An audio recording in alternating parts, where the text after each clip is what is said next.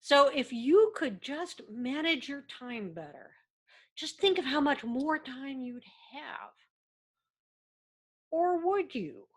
Because here's the deal, I don't believe in time management. I'm also one of the most organized and productive people I know, maybe even the most organized and productive person you'll ever know. So, okay, who am I and how can I make that claim? If we haven't met before, I'm Grace Judson, and I've helped many managers and leaders make the most of their time so they can achieve success and meaning in their careers.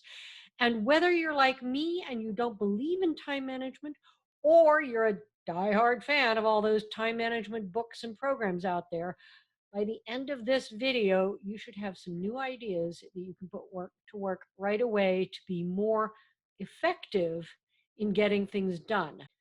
Notice I did not say more effective in managing your time. Sound good? Great. One more thing before we dive in. Go ahead and click that subscribe button and the notifications bell so you'll be sure to be informed when I release a new video. All right. So, why do I say I don't believe in time management? Very simple. It's not time that needs to be managed. It's tasks and projects, and perhaps most important of all, it's energy. Before I go into more detail on that, I have something really important I want to say. And that is that if you've ever thought you were a failure or that something was wrong with you because you couldn't get any of those fancy time management systems to work for you, let me say right now, you are not a failure and there is absolutely nothing wrong with you.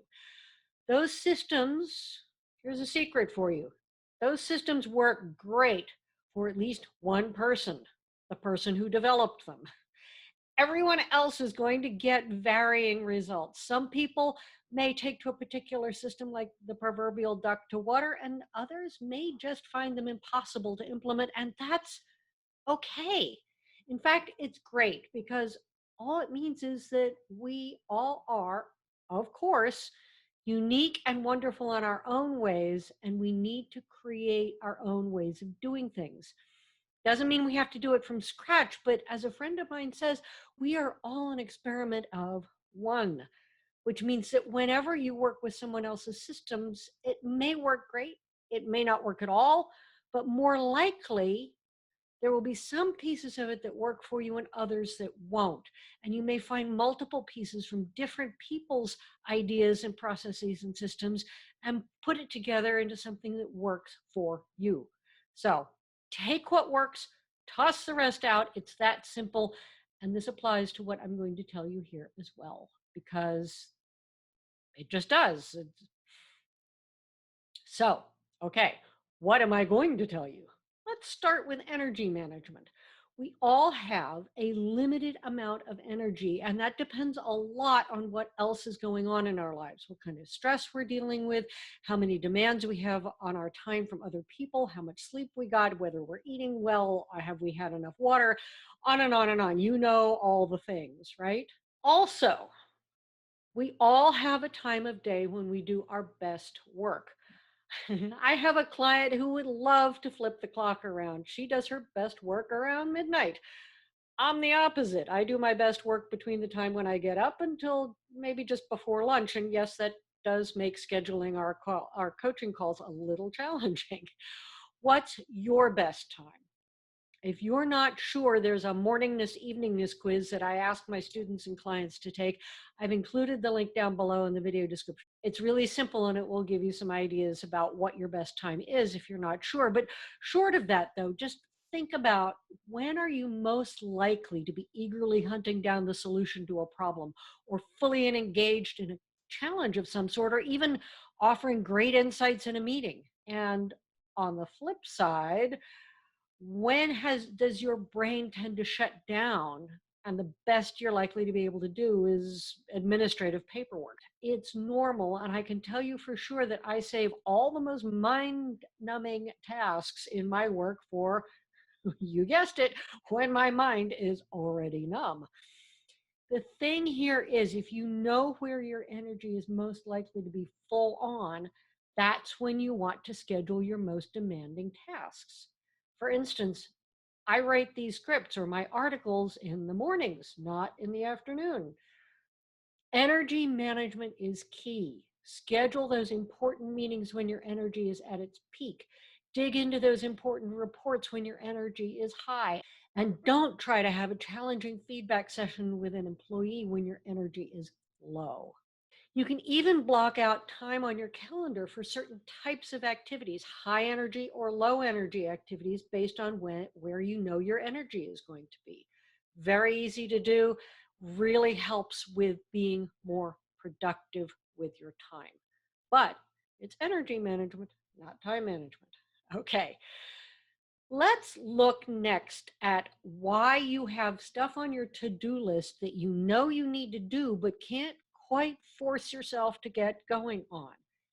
Is this an energy management question? Maybe, but more likely you've put a project on your to-do list instead of a task.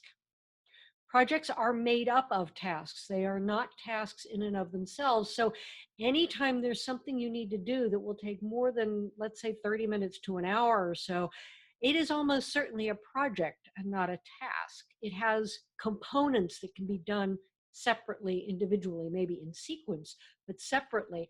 And the reason you haven't started it yet and haven't been able to push yourself to start it is because you might know it's going to take a while, but you're not sure how long and you're not sure how much time, whether you have enough time, or because you're not sure how to get started on it because you haven't identified the first task necessary to get it done. By all means, keep a list of projects that you want to do, but please don't put those projects on your to-do list. Instead, look at those projects, look at those things on your to-do list that you're stuck on, and ask yourself, what's the next smallest thing I could do to get going on that? It's magic. Now you have a task that you can tackle, and it's probably a very achievable task because remember, I said the next smallest thing. It will also tend to create momentum so that once you complete that, you're going to be ready and set up to do the next smallest thing. And note, by the way, that this first task might be list all the tasks I need to accomplish in order to get this project done, or even in order to get this project started. So there you have the question of project versus task and how to break a project down into tasks and get started on it. The last thing I want to talk about here is prioritization and the tendency that we have to pick the most urgent thing, the squeaky wheel, over what's really important to do. So the ringing phone, the ping of a text message coming in, those things get responded to before the focus of the meaningful, important task, right? You do know the answer to this because you've undoubtedly heard other people saying it. Turn off email, turn off your phone, shut down Slack or whatever messaging system you use, stop watching YouTube videos. You can wait till the end of this one to close YouTube down though. Um, Look, I know it's hard. Believe me, it's hard for me. And as I said, I'm one of the most productive and organized people around. And on the other hand, if you have things that really need to get done, shutting off the distractions is one long step in the right direction. I know someone who actually has a separate computer that is only used for focused work. And it has no web browser on it. It has no email on it. It has none of those things that we can get sucked into, right? So that's one thing about focus work. But you also need to review those items on your task list. We've already taken care of getting the projects off your task list, but for those things that are still there that are legitimately tasks, ask yourself 3 questions. Number 1, is it really necessary? And essentially, what would happen if it didn't ever get done? Would the world come to an end? Would you be fired? Probably not. If it passes that test, is there someone else that you can delegate it to? Do you really have to be the one to do it?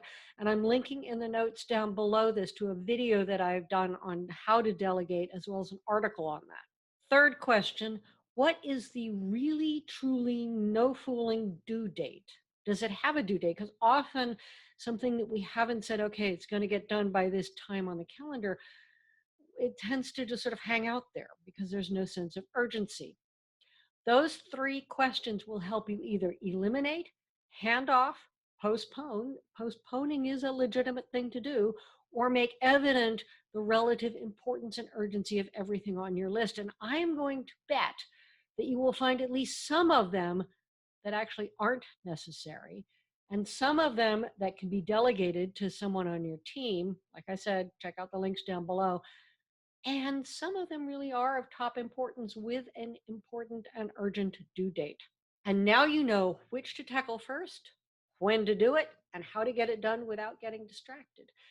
So you see, it's not time management at all, right? It's prioritization, it's energy management, and it's understanding how to break projects into their component tasks. Okay, we have come to the end. If you like this video, please give it that all important sign of your approval, the thumbs up, so other people who think they need help with time management can get what they really need.